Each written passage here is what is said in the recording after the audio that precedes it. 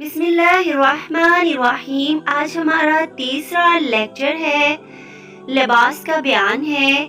لباس ہمارے دین کا حصہ ہے۔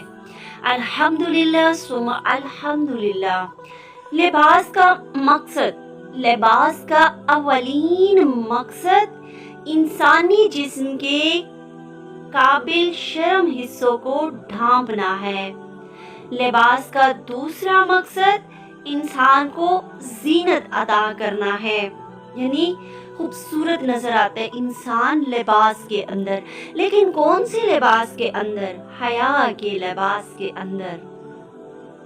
یا بنی آدم، اے اولاد آدم، ہم نے تم پر لباس نازل کیا ہے، تمہارے جسم کے قابل شرم حصوں کو ڈھانکنے اور تمہارے لیے جسم کی حفاظت اور زینت کا ذریعہ بھی ہو، اور بہترین لباس تقویٰ کا لباس ہے۔ اللہ تعالیٰ کی نشانیوں میں سے ایک نشانی ہے، شاید کہ لوگ اس سے سبق لیں۔ سورۃ الاعراف کی یہ آیت تھی۔ اللہ تعالیٰ اولاد آدم کو فرما رہے ہیں کہ ہم نے آپ پر لباس نازل کیا ہے، اور کس لیے کیا ہے؟ تاکہ آپ کے جو شرم والے حصے ہیں نا، وہ سب کو نظر نہ آئے بلکہ چھپا لیے جائے۔ پھر اس سے بھی بہتر لباس تقویٰ کا ہے کہ تم حکم مانو، پرہیزگاری کرو۔ آج اگر ہم اپنے لباس دیکھتے ہیں تو کیسے لباس ہیں؟ سورۃ الاعراف کی آیت چیک کریں نا، یہاں پہ کیا فرمایا جا رہا ہے؟ 26 آیت میں کیا فرمایا جا رہا ہے؟ اس لیے کہ تمہارے وہ والے حصے ہیں نا جو وہ چھپا لیے جائیں، اس وجہ سے آپ کو لباس عطا کیا ہے اللہ تعالیٰ نے۔ ٹھیک ہے، تو ہم کیا کرتے ہیں؟ لباس کا مقصد ہی نہیں پورا ہونے دیتے۔ لباس کا مقصد تھا چھپانا، پردہ کر دینا، چھپے ہوئے اجزاء کو چھپانا، فطرت کے مطابق اپنے جسمانی اعضاء کو حتی الامکان چھپانا، جہاں تک ہو سکے اس کو محفوظ کرنے کی کوشش کرنا۔ کیونکہ لباس ہے نا، وہ کیا کرتا ہے؟ پردہ کیا کرتا ہے؟ پردہ چھپاتا ہے۔ لباس کیا کرتا ہے؟ آپ کے جسم کو چھپا دیتا ہے۔ پھر اس سے کیا ہوتا ہے؟ خوبصورتی ظاہر ہوتی ہے۔ تو ہم نے لباس اور خوبصورتی کا مقصد ایک ہی سمجھا ہے، فیشن۔ خوبصورت ہم کیسے نظر آئیں گے؟ ہم اوورلی لباس پہن کر۔ پھر آج اگر آپ دیکھیں نا، ذرا آپ کو تو نہیں میں کہتی، لیکن یہ چھوٹے بچوں کو دیکھ لیں، یہ 6 سال 2 سال 5 سال کے بچوں کو چیک کریں نا، بچیوں کو چیک کریں، ان کے لباس چیک کریں، بغیر بازوؤں کے بلاؤز اور اس طریقے کے۔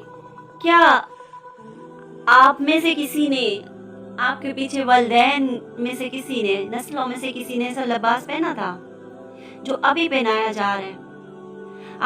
آپ نے گور سے لے کے گور تک، گود سے لے کر گور تک اپنی ٹریننگ کرنی تھی، چھپانا تھا، پڑھانا تھا، سیکھنا تھا، پھیلانا تھا، مگر ایسا نہیں ہو سکا۔ کیوں؟ اس کی کیا وجہ تھی؟ اس کی یہ وجہ تھی کہ ہم نے تقویٰ کا لباس نہیں پہنا ہے۔ آج ہم ان بچیوں کو ایسا لباس پہنا کر باہر نکالتے ہیں تاکہ کل اس کے ذہن میں یہ چیز حاوی ہو جاتی ہے کہ خوبصورت دکھنے کے لیے مجھے سر کو دکھانا ہوگا، بالوں کو دکھانا ہوگا، مجھے اپنے بازو کو دکھانا ہوگا، مجھے اپنے لیگز کو دکھانا ہوگا، اپنے ٹخنوں کو دکھانا ہوگا۔ ٹھیک ہے، تو ہم نے وہ چھوٹی نومولود عمر سے ہی ہم نے غلط ٹریننگ کرنے شروع کر دی۔ ہم نے ویسے پورے کپڑے پہنائے ہی نہیں ہیں، ہم نے خوبصورتی کو بے حیائی کا نام دے دیا، لباس کو بے حیائی کا نام دے دیا۔ نظروں کو جھکا لینا، نظر کا پردہ، نگاہ کو جھکانا، ہر چیز کا پردہ ہے۔ نرمی سے بات نہ کرنا، کہا جاتا ہے کہ جی عورت की आवाज भी पर्दा नहीं है। पर्दा कुरान मजीद में फरमाया गया कि तुमने जो गैर महरम से मतलब ज़रूरत के तहत अगर किसी से बात करनी भी है तो अंदाज सख्त रखना है, लहजा अपना सख्त रखना है। ये नहीं कहा गया कि तुमने गूंगी बन जाना है, कहा कि जहाँ ज़रूरत बोलने की है वहाँ तुमने बोलना है, लेकिन अपने लहजे को सख्त रखना है ताकि अगला बंदा इम्प्रेस होकर आपके ऊपर कोई और सोच हावी ना कर ले, कुछ और ना सोच बैठे आपके लिए। आपने कहा औरत पर्दा है, हाँ पर्दा है, औरत छुपाने की चीज है, हाँ छुपाने की चीज है, उसको पर्दा करवाओ, उसको दुपट्टा दिलवाओ, उसको हिजाब करवाओ, उसके कपड़े मुकम्मल करवाओ, उसकी अज़ा नजर ना आए, इस तरीके से हया में बैठो। अपने भाइयों के सामने हया सिखाओ, अपने वलदैन के सामने हया सिखाओ, अपने दूसरे रिश्तों के सामने हया सिखाओ। टाइस पहन के और खुले पजामे पहनकर अपने आप को नंगा ना करवाएं। औरत का पर्दा ये था कि उसने बेहयाई की बातें नहीं करनी थी। औरत का पर्दा ये था कि उसने नरम लहजे में हर एक से बात नहीं करनी थी। कुरान ने सिखाया है, तरबियत की है इस कुरान ने हमारी। और कुरान ने ही बताया कि घर में दाखिल होते वक्त खांस कर इजाजत लेकर दाखिल हो। किसी के घर में जाएं या अपने घर में थोड़ा सा दस्तक दे लें या खांसी कर लेंगे, अगला बंदा अलर्ट होकर अपना लिबास सेट करके बैठ जाए। वो लिबास पहने के बेपर्दगी ना हो, ऐसा लिबास पहने, तंग और बारीक लिबास ना हो। आज हमारे लिबास कैसे हैं? हमारा अंदर से जिस्म नजर आ रहा होता है, ऐसे लिबास है हमारे। तंग पजामे पहने होते हैं, बारीक पजामे पहने होते हैं, बारीक लिबास पहने होते हैं, इतने तंग पजामे कि हमारे जिस्म के हर अज़ा। अब आप यहाँ पे ये भी सवाल आता है कि भाई ये तो अल्लाह की तरफ से है ना, जिस्म उभरा हुआ है, जो जिसमें जो हिस्से हैं ये अल्लाह की तरफ से। अब हम क्या कर सकते हैं? आप कर सकते हैं ना, आप जितना हो सके उतना छुपा सकते हैं उसको। अल्लाह ने आपकी खूबसूरती इन्हीं के अंदर रखी है, तो आप अट्रैक्शन पैदा क्यों करवाती हैं? आपने बारीक लिबास नहीं पहनना, वैसा लिबास नहीं पहनना जिसके अंदर से नजर आए। बारीक लिबास पहने लेकिन उसको उस तरतीब से पहने कि आपका जिस्म नजर ना आए। मुहस्सब लिबास पहने। लिबास खूबसूरत भी हो सकता है, तकवा का लिबास बेहतरीन है कि इसके अंदर से नजर ना आए, छुपा रहे, ऐसा खूबसूरत हो, मोती तारे नग लगे हो, खूबसूरत हो, रेशमी हो, बारीक हो, लेकिन जिस्म उससे छुप जाए, इस तरीके का कोई इंतजाम कर ले। पढ़ा लिखा इंसान, बेहतरीन इंसान नजर आए, कुरान वाला नजर आए, ईमान वाला नजर आए, अल्लाह के बंदों को देख के उनके अंदर से अल्लाह की झलक नजर आए। उसको क्या कहते हैं? तकवा का लिबास, कि अल्लाह ने हुक्म दिया छुपाना है, बारीक नहीं पहनना, नजर ना आए, तकवा इख्तियार करना है, डरना है, अल्लाह से मोहब्बत करनी है। इसको क्या कहते हैं? तकवा का लिबास कहते हैं। खूबसूरती का ये मतलब नहीं है, खूबसूरती का मतलब है मुहज़्ज़ब लिबास पहना, जो आपकी शख्सियत के ऊपर सूट करे, जिससे आपका जिस्म नजर ना आए, बेहयाई ना फैले। आज हम 5 साल की, 2 साल की, 6 साल की, 12 साल की बच्ची को इस तरीके का लिबास पहनाते हैं कि उसके ज़हन में, माइंड में ये फिक्स हो जाता है कि ये सबसे ज्यादा मैं ही खूबसूरत लग रही हूँ, और उसके माइंड में एक ही चीज बैठती है कि बस मैंने खूबसूरत लगना है, मेरी सारे तारीफ करें, मुझे ऐसा नजर आना है। लिबास का तीसरा मकसद फिर क्या है? सर्दी गर्मी से महफूज रखना। सर्दियों में उस हिसाब से, गर्मियों में उस हिसाब से, लेकिन शर्त वही है, अभी भी शर्त वही है कि आपका जिस्म में जाहिर ना हो। सूरत नहल की 81 आयत है اس نے اپنی پیدا کی ہوئی بہت سی چیزوں سے تمہارے لیے سائے کا انتظام کیا. دیکھیں پردہ، سایہ ہے، کیا ہے؟ پردہ ہے. پہاڑوں میں تمہارے لیے پناہ گاہیں بنائی اور تمہیں ایسی پوشاکیں بخشی جو تمہیں گرمی سے بچاتی ہیں، اور کچھ دوسری پوشاکیں جو آپس کی جنگ میں بھی تمہاری حفاظت کرتی ہیں. اس طرح وہ تم پر اپنی نعمتوں کی تکمیل کرتا ہے، شاید کہ تم فرما بردار بن جاؤ. یہ سورۃ النحل کی 81 آیت تھی. اللہ تعالیٰ کیا فرما رہے ہیں کہ میں نے سایہ فکر کیا ہے. اے انسان، یہ بھی ایک پردہ ہے، انتظام کیا.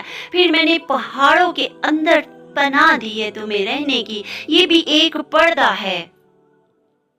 لباس موسم کی مناسبت سے ہونا چاہیے. لڑائی سے بچانے والا لباس یعنی زرا کا پہننا، یہ بھی ایک نعمت ہے، لیکن یہ جنگی موسم میں آپ نے پہننا ہے. ہر رنگ کا لباس پہنے موسم کے حساب سے. ابھی میں نے پچھلے ہی لیکچر میں یہ بتایا تھا نا کہ آپ فوتگی کے اوپر شادیوں والا لباس تو نہیں پہن کے جا سکتی نا، اور شادیوں پہ آپ گھر والا وہ لباس تو نہیں پہن کے جا سکتی نا. ٹھیک ہے، تو اس لیے انسان کی فطرت شرم و حیا کی حفاظت کرنا ہے. ٹھیک ہے، کیا کرنا ہے؟ حفاظت کرنی ہے. کس کی؟ شرم و حیا کی حفاظت کرنی ہے. اللہ جل شانہ نے بتا دیا ہے کہ سب سے بہترین لباس تقوی کا لباس ہے.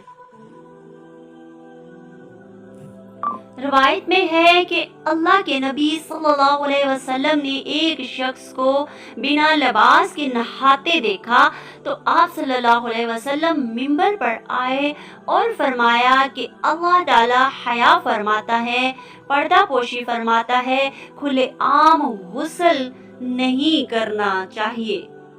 اب یہاں پہ بھی ہمارے اندر بہت زیادہ ساری گندگیاں پائی جاتی ہیں. کچھ لوگ ان کا یہ سوچنا ہوتا ہے کہ بھئی یہاں پہ کوئی بھی نہیں ہے گھر میں، مطلب چھت پہ، کھلے چھت پہ کوئی بھی نہیں ہے، تو وہاں پہ بیٹھ کے بے پردہ ہو کر لباس اتار کر نہانا شروع کر دیا. ٹھیک ہے، تو اس سے کیا کیا گیا ہے؟ اس سے منع فرمایا گیا ہے. کہا گیا کہ اللہ یا فرماتے تمہیں لگتا ہے لوگ دیکھتے ہیں، آپ کو یہ لگتا ہے وہ دیکھ رہا، وہ بھی نہیں ہے، وہ بھی نہیں ہے، یہاں پہ کسی کی نظر نہیں پڑتی. ارے ہم نے کدھر دیکھنا ہے؟ ہم نے اللہ کی طرف دیکھنا ہے. اللہ دیکھتا ہے، اللہ حیا فرماتا ہے، تو ہمیں بھی حیا کا دامن تھامنا ہے.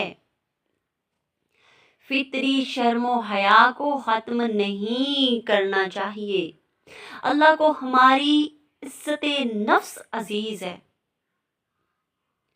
اپنی زندگی کو کسی کے سامنے ظاہر کرنا اسلام میں ناپسندیدہ ہے. مطلب اپنی جسامت کو کسی کے سامنے ظاہر کرنا کہ میرا جسم ایسا ہے، تیرا جسم ایسا ہے، نہیں. ہم نے کسی کے سامنے واضح نہیں کرنا. ٹھیک ہے، کیوں؟ کیونکہ اللہ تعالیٰ کو پسند نہیں ہے. اللہ تعالیٰ کو عزت نفس عزیز ہے. کس کی؟ ہماری. اللہ فرماتا ہے چھپ کے رہو، چھپا کے رکھو. اہم ہو آپ اہم ہو، تو کبھی بھی فطری شرم و حیا کو ختم نہیں کرنا، پرہیز کرنا ہے. اللہ سے حیا کرنی ہے، اللہ سے ڈرنا ہے، اللہ سے تقوی اختیار کرنا ہے. ہم ہر طرف گھوم کے دیکھ لیتے ہیں، کوئی دیکھ تو نہیں رہا، کوئی دیکھ تو نہیں رہا. اگر نہیں دیکھتے تو اللہ کی طرف نہیں دیکھتے. اللہ کے بندو، لوگوں سے ڈرنا چھوڑ دیجئے، اللہ سے ڈریے. جو حدود اللہ نے مقرر کر دی ہیں، جو حدود اللہ تعالی نے مقرر کر دی ہیں، ان پر قائم رہنا ہی زندگی کا اصل حسن ہے.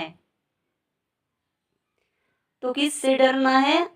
اللہ العظیم سے ڈرنا ہے. محبت کس سے؟ اللہ العظیم سے. اور اللہ کیا چاہتا ہے؟ ہمیں محفوظ کرنا چاہتا ہے، چھپی ہوئی چیز کی حفاظت۔ آپ کو فرسٹ لیکچر میں نے بتایا تھا کہ اگر ایک چینی کی پلیٹ کو رکھتے ہیں، اس پہ کیڑے مکوڑے مکھیاں ہر چیز آ کر حملہ کرتی ہے، اس کے اوپر ڈسٹ پڑتی ہے، پھر وہ کسی قابل نہیں رہتی ہے۔ جس کے اوپر سب کی نظریں پڑ جائیں، جو سبھی چکھیں، جو سبھی لطف اندوز ہو حسن سے، اس کا کیا فائدہ؟ حسن وہ ہے جو چھپا ہوا ہے، جس کو کوئی نہیں دیکھتا، جو اہم ہوتا ہے، اہمیت کا حامل ہوتا ہے، اہم کے ہی حصے میں آتا ہے۔ وہ خوش نصیب ہے جس کے حصے میں وہ چھپی ہوئی پاکیزہ پاک چیز، جس کے اوپر کسی کی نظر نہیں پڑی۔ جنت کی حوریں، جنت کی حوریں اللہ تعالیٰ نے تعارف کرایا کہ ان کو کسی آنکھ نے کبھی دیکھا نہیں، محسوس نہیں کیا۔ ایسی حوریں ہوں گی، وہ موٹی موٹی آنکھیں ہوں گی، خوبصورت ہوں گی، کسی نظر نے ان کو دیکھا نہ ہوگا۔ ماشاءاللہ۔ تو اللہ قدردانی دے رہے ہیں۔ ہمارا مقصد بھی یہی ہے کہ اس لیکچر کو چلانے کا مقصد بھی صرف اتنا سا ہے کہ ہم خواتین ہیں، ہم اپنی قدر کریں، مرد اپنی قدر کریں، دونوں کی قدر ہونی چاہیے۔ اللہ تعالیٰ ہمیں قدردان بنائے اور ہمیں سماعت عمل کرنے والا، سننے والا، عمل کرنے والا بنا دے۔ وما علینا الا البلاغ المبین۔